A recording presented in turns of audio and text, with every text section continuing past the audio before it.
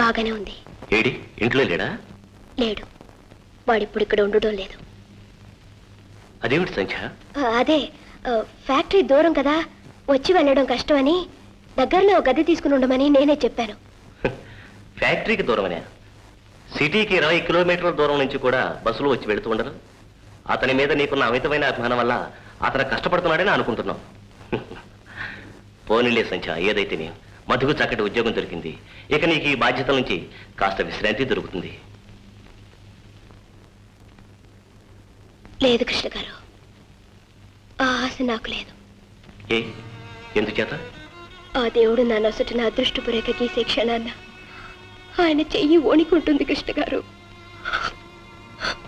అందుకే ప్రతిదీ అందొచ్చినట్టు వచ్చి చెయ్యి జారిపోతుంది. ఆ కన్నీళ్ళు ఏమిటి సంఖ్య? ఏం జరిగింది? సృష్టిలో కొందరు సుఖపడటానికి పుడతారు, కొందరు బాధపడటానికి పుడతారు. ఆ రెండో కోకి చెందిందనండి నేను. కృష్ణ గారి దగ్గర ఎందుకు అబద్ధాలు చెప్తావు? ఆయన ఏమన్నా పరాయి మనిషా? కృష్ణ గారు, అక్కయ్య చెప్పిందంతా అబద్ధం అండి. అన్నయ్యని అక్కయ్య పంపించలేదు. తనే మా కర్మానికి మమ్మల్ని ఇలా వదిలేసి వెళ్ళిపోయాడు. ఏమిటి నిజమా? మధు నిన్ను వదిలి వెళ్ళిపోయాడా? చిన్నపిల్ల కదా, ఏదో తెలిసి తెలియకుండా ఎలా మాట్లాడుతుందో చూసారా? మధు మమ్మల్ని వదిలేసి వెళ్ళిపోతే మేమెందుకు బాధపడాలి చెప్పండి? పెద్దవాడయ్యాడు, బ్రతుకుతూరని నేర్చుకున్నాడు. తన కాళ్ళ మీద తను నిలబడి తన భవిష్యత్తును చూసుకోవాలన్న ఉద్దేశంతో వెళ్ళిపోయాడు. రెక్కలొచ్చిన పక్షి గూట్లో ఎందుకు ఉండిపోతుంది కృష్ణ గారు? ఏమిటో నాకు బాగా నమ్మకం, ఏదో ఒక రోజున ఈ అక్క కోసం మధు తిరిగి వస్తాడని. శాశ్వతంగా మమ్మల్ని వదిలేసి వెళ్ళిపోలేదండి. వాడు వాడు నా వాడండి, ఈ చేతుల్లో పెరిగిన వాడండి. అక్క తలదువ్వక్క, ఇంకు పోసి పెట్టక్క అంటూ 10 సార్లు నన్ను పిలుస్తూ నా చుట్టూ తిరిగిన నా తమ్ముడండి వాడు. నా నమ్మకాన్ని పంపు చేయడం వస్తాడు, తప్పకుండా వస్తాడు కృష్ణ గారు. ఊరుకో సంఖ్య, ఊరుకో. అక్కడ పెట్టండి.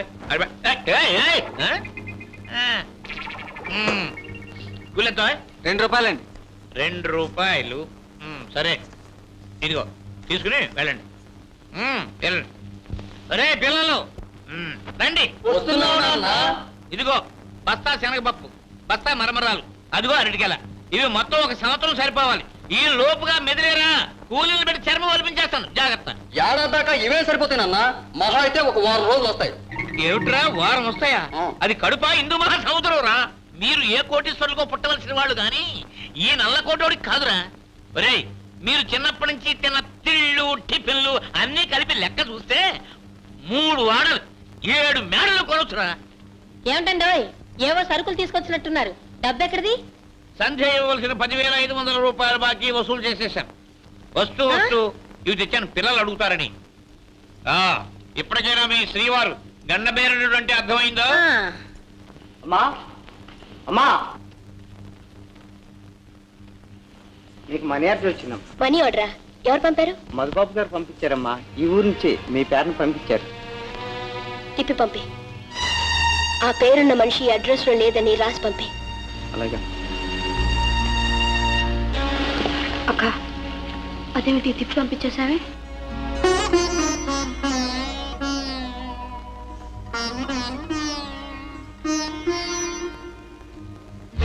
లోపలికి రా. Sir post. మీరు పంపిన మనీ ఆర్డర్ తిరిగి వచ్చింది.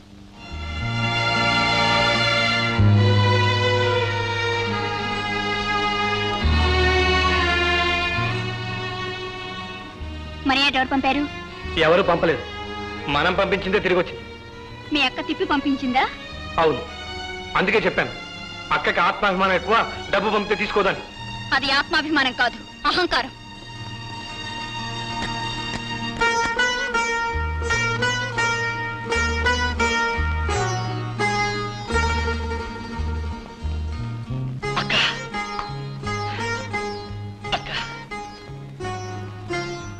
తమ్ముడు ఆఫీసులో పనిచేస్తుండగా గర్వంగా చూసుకుందాం అని వచ్చాను. బాగుందయ్యా. ఇప్పుడు నాకెంత సంతోషంగా ఉందో తెలుసా? రాక కూర్చో. కాఫీ తీసుకుంటావా?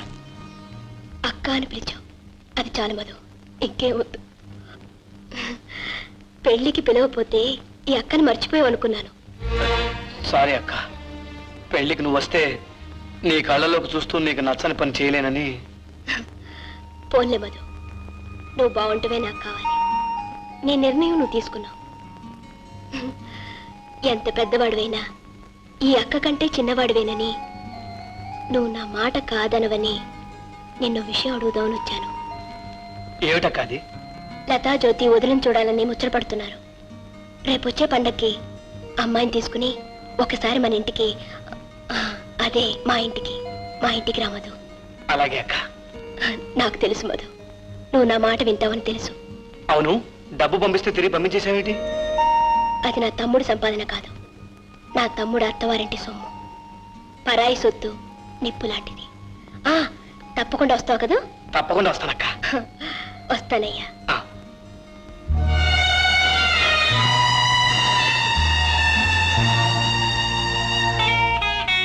హాయ్ మధు, ఏమిటి ఆలస్యం చేసావు? నీ కోసం చూసి ఇప్పుడే బయలుదేరుతున్నాను. టెన్నిస్కి వెళ్తున్నావా? అవును, త్వరగా రెడీ అవ్వు, టైం అవుతుంది. వద్దు డాలి, నా మనసు ఏం బాగలేదు, నేను ఇవాళ రాలేను. ఏమైంది?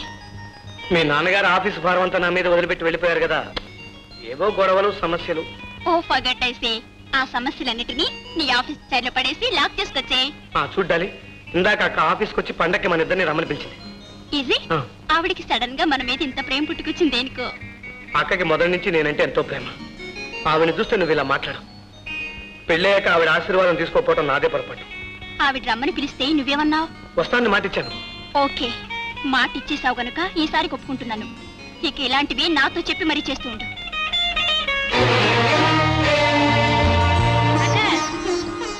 అక్క, అన్నయ్య దగ్గర నుంచి లెటర్ వచ్చింది. లెటరా? ఏం రాశాడు? పండక్కి అన్నయ్య వదిన కలిసి మన ఇంటికి వస్తున్నారంట. అలాగా? అయ్యో, ఇల్లంతా బూజు పట్టి ఎలాగుందో చూడు.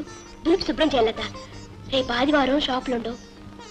సాయంత్రం వెళ్ళి అమ్మాయికి మంచి చీర కొనుక్కురావాలి. లత, రేపు పొద్దున్నే ఇల్లంతా కడిగి ముగ్గులు పెట్టాలి. అలాగే అక్క, నా ఫ్రెండ్స్ పిల్లలు అక్క. అలాగే పిలువమ్మా. నేను కూడా బాబాయ్ని కృష్ణ గారిని పిలుచుకొస్తాను. బాబాయ్. ఏమిటమ్మా? బాబాయ్. ఏమిటా హడావుడి? మధు డాలి రేపు పండగకి మన ఇంటికి వస్తున్నామని ఉత్తరం రాశారు. ఆహా. చూసారా, నా తమ్ముడు నన్ను మర్చిపోలేదు. రేపు మీరు తప్పకుండా రావాలి. తప్పకుండా. అలాగే మంచిది. వస్తాను.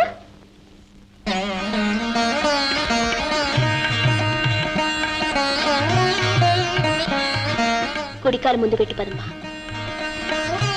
లత, వదిని లోపలికి తీసుకెళ్ళండి.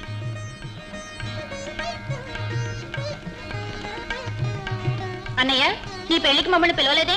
ఏదో అలా జరిగిపోయిందిలే అమ్మా. వదినా, ఇది డైమండ్ రింగా? వదినా, మీ ఇల్లు బాగా పెద్దదా? ఏమండి, అమ్మాయిని చూసారా? బాగా కలిగిందల్లా ఉంది. నేనది ఎక్కడ చూశాను? నీ బాబుని నా బాబుని చూస్తున్నాను. వీళ్ళు వీడితో ఆపుతారా, పళ్ళేది కూడా తినేస్తారా అని. నా మొహం, ఆ అమ్మాయిని కాస్త మంచి చేసుకుంటే మనకి మంచిది. పదండి పదండి పదండి. తీరా చెయ్యి. గుడ్ ఈవినింగ్ అమ్మా. అమ్మాయి, నేను మధు అత్తని, ఈయన మా ఆయన. ఫేమస్ క్రిమినల్ లాయర్ గన్న పేరన్నం పేరు వినే ఉంటారు. విడే, మనకి ఇద్దరు పిల్లలు, వాళ్ళు పనిలో ఉన్నారు. పరిచయం చేస్తాను. అమ్మా, లోపలికి వెళ్ళి చీర కట్టుకో. వద్దండి, అది కదమ్మా, నలుగురు వచ్చే పండగ కదా, చీర కట్టుకుంటే బాగుంటుంది. లత, లోపలికి తీసుకెళ్ళమ్మా. నమస్కారం అండి. రండి బాబాయ్. ఏంటి ఇంత ఆలస్యమైంది? పనుండి కాస్త ఆలస్యమైందమ్మా. చూడమ్మా, సుభద్రమ్మ గారిని మాకు దూర బంధువులు. నమస్కారం అండి. నమస్కారం. నీతో చాలా ముఖ్యమైన విషయం మాట్లాడాలని వచ్చాను. అబ్బాయి వాళ్ళు లోపలన్నారా? ఉన్నారు. మీరు మాట్లాడుతుండండి, వస్తాను. చూడమ్మా, మీ చెల్లెలు లత రోజు మా ఇంటి ముందు నుంచే కాలేజీకి వెళుతూ ఉంటుంది. నేను రోజు చూసి చక్కటి పొందికైన పిల్ల అనుకునేదాన్ని. మా అబ్బాయి బిలాయిలో ఇంజనీర్గా పనిచేస్తున్నాడమ్మా. వచ్చే నెలలో సెలవులో ఇంటికి వస్తున్నాడు. ఈసారి వాడు వచ్చినప్పుడు పెళ్లి చేసుకుంటానని ఉత్తరం రాస్తాడమ్మా.